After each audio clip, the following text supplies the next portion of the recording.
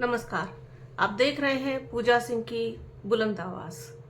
दोस्तों, उत्तर प्रदेश विधानसभा चुनाव 2027 सबकी निगाहें लगी हुई हैं और सभी लोग अपने अपने स्तर पर इस चुनाव को पूरी ताकत के साथ, पूरी शिद्दत के साथ लड़ना चाहते हैं। साम दाम दंड भेद हर चीज का प्रयोग होता है और होगा चुनाव में।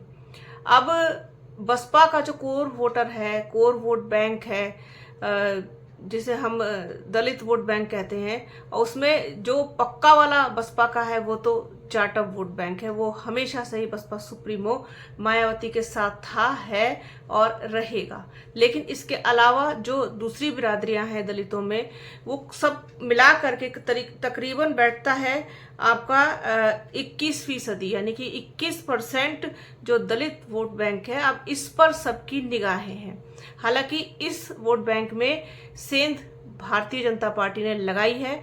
पिछले कई चुनावों से उनको इसका फायदा मिलता हुआ आ रहा है, लेकिन अब निगाहें जो है वो कांग्रेस की और समाजवादी पार्टी की भी इस वोट बैंक पर लग गई है। समाजवादी पार्टी अखिलेश यादव संविधान की बात करके और पीडीए की बात करके इस समाज का वोट लेना चाहते हैं, इस समाज से फायदा लेना चाहते हैं। वहीं कांग्रेस बाबू जगजीवन राम, जिनकी आज जयंती भी है, उनको आगे रख करके और उनको एक तरीके से कहना चाहिए कि उनको चेहरा बना करके इसका फायदा लेना चाहती है। कांग्रेस के जो प्रदेश अध्यक्ष हैं अजय राय, उन्होंने एक स्टेटमेंट दिया है दैनिक भास्कर को, वो मैं आप लोगों के साथ शेयर करूंगी कि मायावती ने दलितों का सिर्फ इस्तेमाल किया, फायदा उठाकर उसे छोड़ दिया। आज भी दलित और कमजोर सब तबका समाज के किनारे पड़ा है। ये कहना है अजय राय का, जो प्रदेश अध्यक्ष हैं कांग्रेस के। इसके अलावा अखिलेश यादव का कहना है कि अंबेडकर जयंती को हम गांव के स्तर पर मनाएंगे, संविधान पर जिस तरीके का संकट है उस पर चर्चा करेंगे।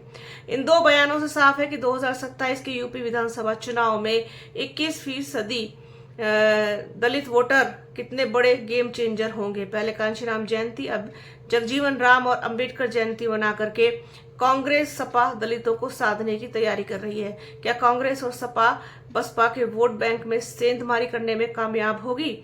आइए जानते हैं थोड़ा सा डिटेल में। बाबू जगजीवन राम देश के पहले दलित उप प्रधानमंत्री थे। जब वो रक्षा मंत्री थे तब 1971 में भारत पाकिस्तान के युद्ध के बाद नए देश के तौर पर बांग्लादेश बना था। कृषि मंत्री रहते हुए हरित क्रांति आई। उन्होंने आजादी के बाद सत्ता के शीर्ष तक पहुंचकर ये संदेश दिया कि दलित समाज भी मुख्य धारा की राजनीति में निर्णायक भूमिका निभा सकता है। पड़ोसी राज्य बिहार से ताल्लुक रखने वाले जगजीवन राम यूपी में भले ही प्रत्यक्ष प्रभाव नहीं रहा, लेकिन कांग्रेस ने उनके नाम का इस्तेमाल कर कई दशक तक दलित वोटर्स पर एकाधिकार बनाए रखा। कांग्रेस कांशीराम जयंती के बाद अब 4 अप्रैल को कांशीराम जयंती की पूर्व संध्या से पहले संगोष्ठी लखनऊ में करी उसने। इसके बाद उन्होंने जगजीवन राम की बेटी और पूर्व लोकसभा अध्यक्ष मीरा कुमार को बुलाया। साथ ही दलित चिंतक और डीयू के प्रोफेसर रतन लाल को भी मुख्य वक्ता के तौर पर बुलाया गया। कांग्रेस इन दोनों के जरिए दलितों को ये संदेश देना चाहती है कि कांग्रेस के साथ दलितों का भला होगा। सत्ता में रहते हुए कांग्रेस ने दलित नेताओं को बड़ी जिम्मेदारियां सौंपी हैं। उनके संवैधानिक हित कांग्रेस के साथ ही सुरक्षित रह सकते हैं।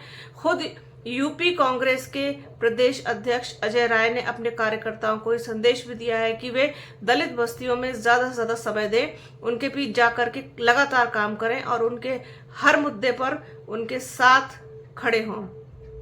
ये एक रणनीति कांग्रेस ने बनाई है दलित वोट बैंक में सेंधमारी करने के लिए। वो वोट बैंक जो एक समय से बसपा के साथ रहा है, बसपा का वोट बैंक माना जाता है। अब देखने वाली बात ये होगी कि ये जो रणनीति बना रहे हैं, चाहे वो कांग्रेस हो या फिर समाजवादी पार्टी हो, उसमें वो कितने कामयाब हो पाएंगे। आज बाबू जगजीवन राम की जयंती, आने वाले 14 अप्रैल को बाबा साहेब डॉक्टर भीमराव अंबेडकर की जयंती। कुल मिलाकर के सबको इन्हीं तिथियों का इंतजार है और उसी पर वो फोकस कर रहे हैं। तो कुल मिलाकर के उत्तर प्रदेश की राजनीति इस वक्त कहना चाहिए कि दलित समाज के इर्द गिर्द घूम रही है। सब उसी पर ही नजरें टिका करके बैठे हैं। अब देखने वाली बात यह होगी कि दलित समाज किसका साथ देता है। जो बसपा के कोर वोटर हैं, जो बसपा सुप्रीमो मायावती के साथ हैं, उनके अलावा क्या वो कहीं और जाते हैं या वापस अपने बसपा की तरफ लौटते हैं, ये सारी चीज़ें तो आने वाले समय में पता चलेंगी। लेकिन तब तक जो हो रहा है, जो कुछ भी चल रहा है, उस पर नज़र बनाए रखना बेहद ज़रूरी है। तो वही कोशिश मैंने भी की है।